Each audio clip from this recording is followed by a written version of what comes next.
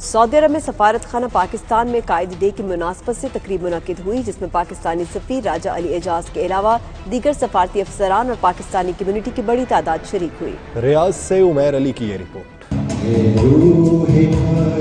آج کے دن ہم تجھ سے وعدہ کرتے ہیں، ہم تجھ سے وعدہ کرتے ہیں، ہم تجھ سے وعدہ کرتے ہیں۔ سعودی عرب کے دارالحکومت ریاض میں بزم ریاض کی جانب سے سفارت خانہ پاکستان میں قائد ڈے کے حوالے سے تقریب کا انعقاد کیا گیا۔ اس موقع پر پاکستانی سفیر راجہ علی اعجاز کا کہنا تھا، قائد اعظم نے ایمان، اتحاد اور یقین محکم جیسے اصول مرتب کر کے قوم کو ایک نئی سمت دکھائی۔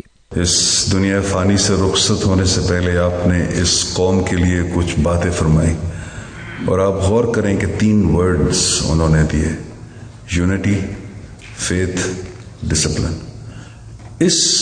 ان 3 الفاظوں میں اس قوم کی سالمیت کھڑی ہے، اس قوم کا فیوچر کھڑا ہے، اور جس دن ہم سب کو یہ 3 الفاظ سمجھ آ گئے، اس دن جو جیلانی صاحب نے باتیں فرمائی آج، یہ ساری پوری ہو جائیں گی۔ مقررین نے بانی پاکستان قائد اعظم محمد علی جناح رحمۃ اللہ علیہ کے نظریات اور افکار پر روشنی ڈالتے ہوئے کہا، قائد نے پاکستانی قوم سے جو توقعات لگائی تھیں، ہمیں ان پر پورا اترنے کی ضرورت ہے۔ ہم آج قائد اعظم رحمۃ اللہ علیہ کا ایک افکار بھی اڈاپٹ کر لیں انشاءاللہ، تو ہمیں جو آج کل پریشانیاں ہم فیس کر رہے ہیں، ہمیں اللہ تعالیٰ ان سے نجات دلا دے گا۔ ہر پاکستانی کو ایک تو پاکستانی بننا چاہیے، دوسرا اپنے قائد کے اصولوں اور ان کے اقوال زرعی جو ہیں ان کے اوپر ثابت قدم رہنا چاہیے۔ بزم ریاض کے کنوینر تصدق گیلانی نے کہا، قائد اعظم نے جو اصول مرتب کیے ان پر عمل کر کے ہم اقوام عالم میں بہتر مقام حاصل کر سکتے ہیں۔ اس ملک میں بہت ٹیلنٹ ہے، اللہ تعالیٰ نے اس ملک کو سارے وسائل سے نوازا ہے،